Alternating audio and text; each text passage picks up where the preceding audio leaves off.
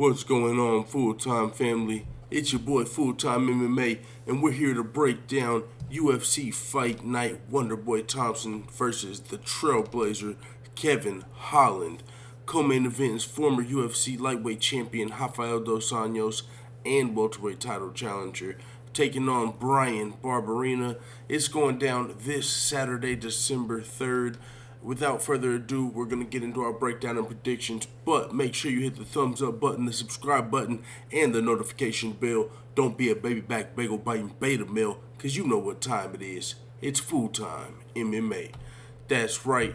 This weekend's fight night's going down, and the main event is between Stephen Thompson and Kevin Holland. We're going to break down and predict the main event, the whole main card, we're going to start with the main event. So let's dive right into it. We've got welterweight top challenger Stephen Thompson, former title challenger, taking on the Trailblazer Kevin Holland. Stephen Thompson is 2-4 in his last 6 fights, currently riding a 2-fight losing streak to top welterweight contenders Bilal Muhammad and Gilbert Burns.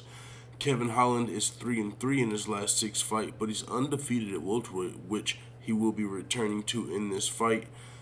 This is a super tough fight to call, but I am giving a slight edge to Wonderboy Thompson. I went back and forth on this. I originally thought I might be picking Kevin Holland, but I'm taking Wonderboy Thompson to win this fight.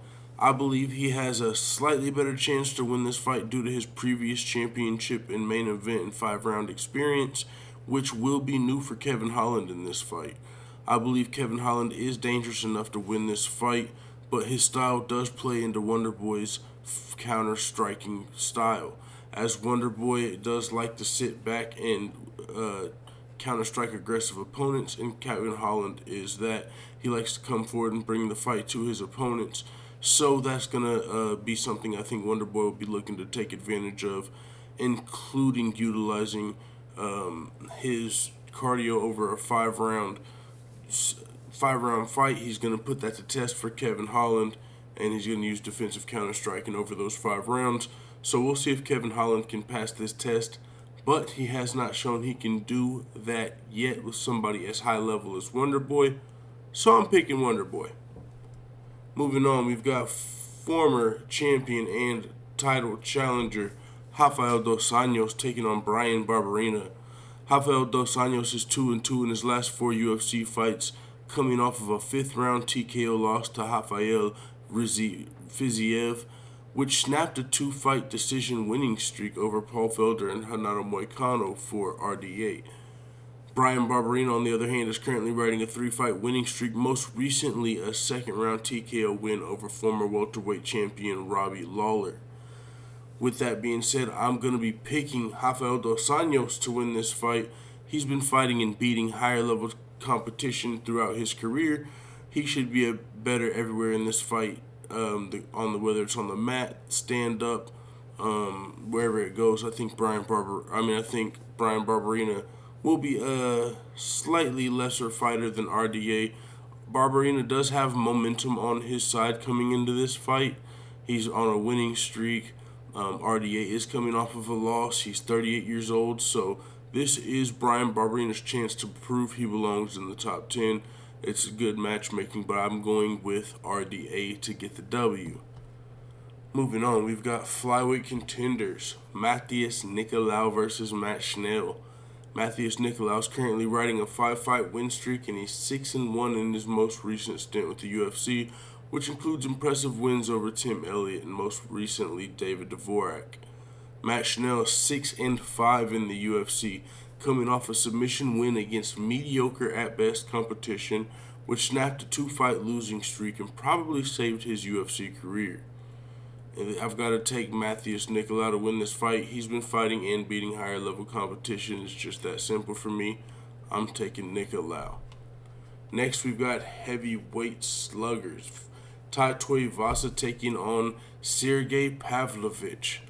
Tuivasa's coming off of a 3rd-round TKO loss to former interim heavyweight champion Cyril Gane, which snapped an iconic 5-fight winning streak that cemented Bam Bam Tuivasa as a fan favorite and international combat sports superstar. Sergey Pavlovich is 4-1 and he's low-key riding a 4-fight winning streak of his own, most recently beating Derek Lewis via TKO in the first round. None of his last 6 fights have left the first round. I'm rooting for Tai Tuivasa to win this fight, but it's a dangerous matchup. One so dangerous, in fact, Tai Tuivasa has been bet down to almost a 2-1 underdog, so a lot of people are picking Sergey to win this fight.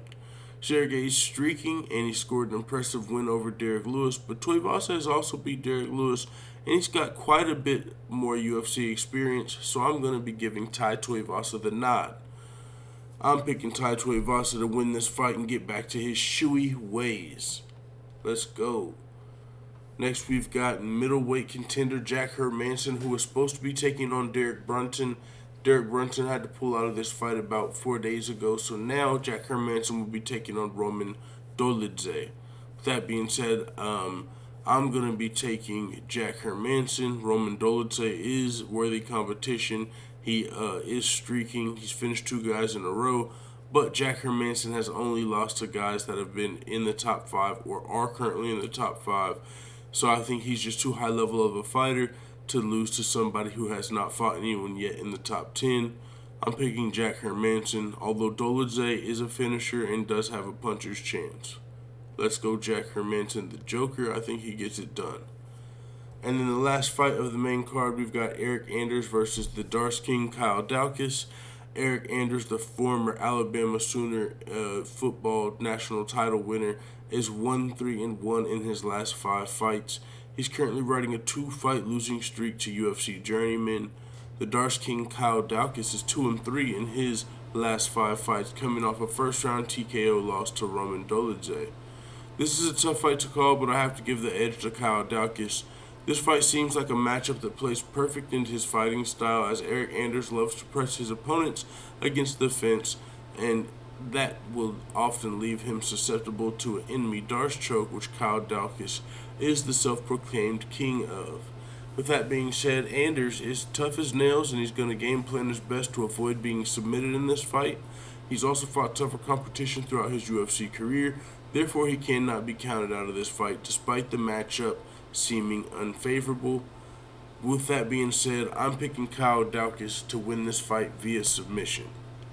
And with that being said, that's my breakdown and predictions. You can see I've got Wonderboy Thompson, Rafael Dos Anjos, Matheus Nicolau, Tai Tuivasa, Jack Hermansson, and Kyle Daukaus winning their fights.